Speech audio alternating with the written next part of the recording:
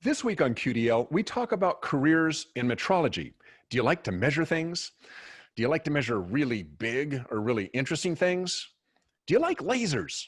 Well, maybe a career in 3D metrology is in your future. Find out more when we come back.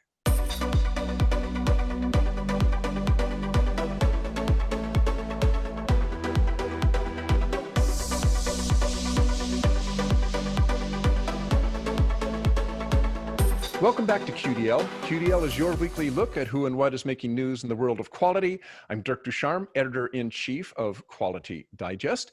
And I think one of the more interesting measurement technologies that we cover in Quality Digest is 3D measurement.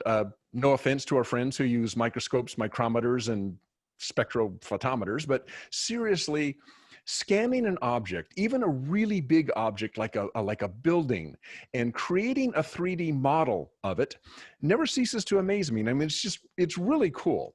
Or even on a smaller scale, taking 3D measurements with 2 or 3 micron accuracy of machined parts using a traditional CMM. It's pretty incredible.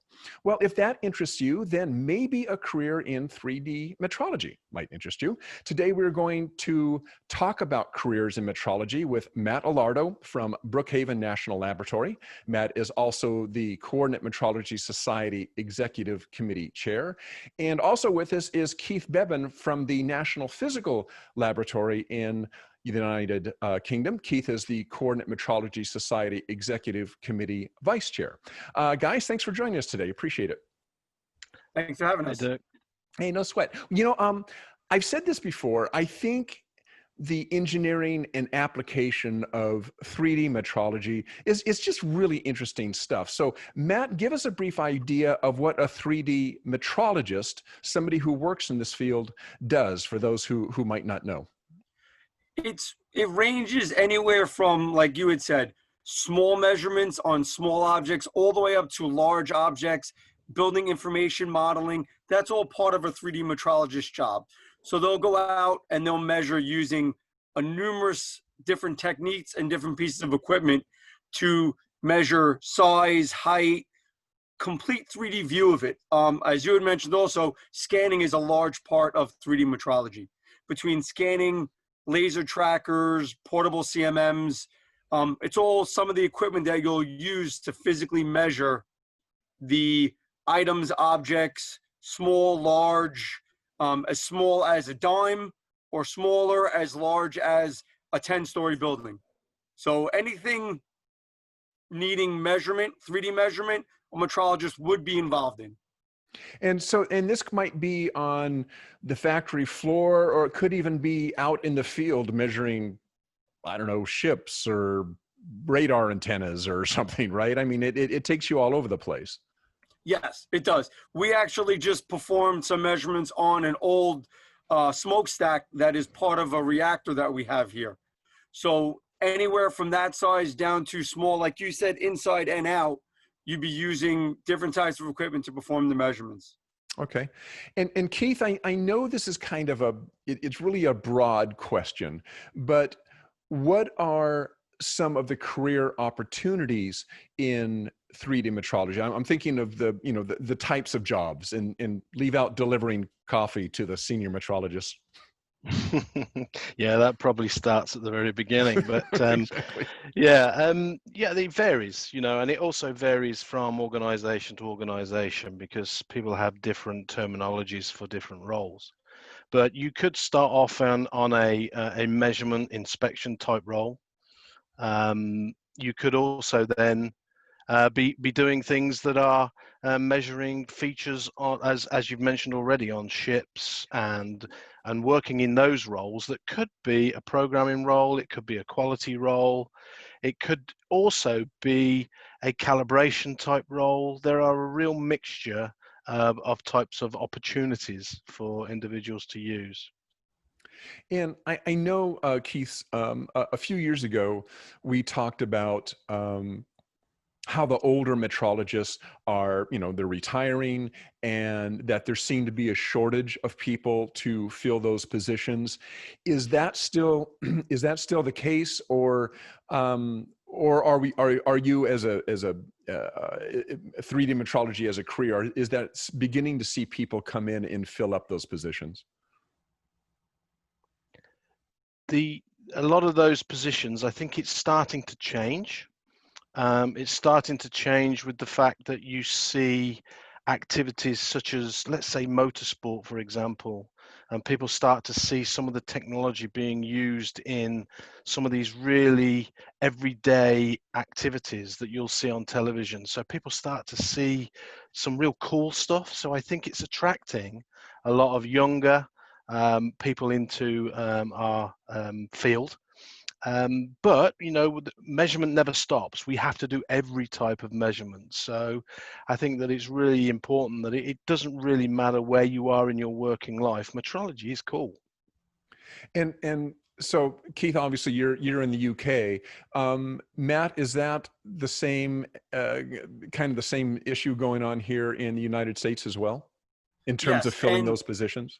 yes, and like Keith said, with the different technologies, and now especially the things are more computerized, and with the scanning, a lot of the younger kids are getting attracted by the scanning aspect of it, where it's almost like a video game to them. And for them to be able to piece it together, where video games and stuff like that, and all the computer animation and movie animation is done largely with photogrammetry from 3D metrologists or scanning from 3D metrologists, that's also bringing a lot of the younger folk because of the technology combination from what they do normally across the board. And what's going on, Matt, here in the States, if anything? What kind of efforts are being made by industry or by organizations to try to bring people, make them aware of this job, 3D metrologist, or even just metrologist, and bring them into the field? What kind of promotion is being done? What kind of outreach is being done? Where can people go if they're interested in this type of job even? Well, one of the main aspects is STEM, and the other one that we deal with a lot is through the shipbuilding. So we have the Newport News Shipbuilding where they're Sure. doing apprenticeships, which helps bring a lot of people in. There aren't many colleges that offer metrology, but it's starting to catch on a little more. I know we have a partnership with North Carolina, and they're helping bring the awareness and get metrology out there as well. And what about in the UK there, Keith? Well, in the UK, something that's always been big has been apprenticeships. So different organizations have different types of apprenticeships. And in the last 3 to 4 years, there's been a real push on metrology to the point where there were 2 new standards that were approved by the government for both technicians and senior technicians in the metrology area. So it gives quite an option for individuals to target this as a career. And I should say both of you work for labs, and to me, so there's kind of 2 career paths, I guess, and correct me if I'm wrong, is you could be a metrologist working within industry, or there's also kind of, I don't know, I guess either Brookhaven or NPL, kind of the R&D side of it, the science of technology. Would I be right about that? I'm sorry, the science of metrology. Would I be right about that? Yes. Yeah, Keith? yeah, exactly. Yes, exactly. But what I would say is that just from my own perspective, when I first started with metrology, I started in industry. Okay. And so I've worked my way through different industrial types right up to the point where you're in research and development. So it's varied. And that's the one good thing about metrology. It's completely varied. But you could also think along the lines that obviously where we're talking about 3D metrology, we're in the linear stroke dimensional field. But there are lots of other areas of metrology that are very, very popular and very effective and important to us in our daily lives. Well, Matt, you and Keith and several others, Joe Sable of Newport News Shipbuilding, you just mentioned those, a really big, huge apprenticeship program over at Newport News. Gary Confalone of East Coast Metrology, and a host of other people. You guys are going to be giving a live metrology career workshop or several workshops on September 9th, 16th, and 23rd. Matt, why don't you tell us a little bit about what that will cover, what people would gain from that? So we're going to try and break it down where it's different aspects of a metrology career. So we'll have everyone from, say, Gary Confalone, who works for a service industry in metrology, myself and Keith, who work for a laboratory in metrology. And we're even going to try and get in some of the manufacturers and the software engineers and those types of people, just to give everyone an overview of the different types of careers. It's not just, okay, you're going to be out in the field taking measurements.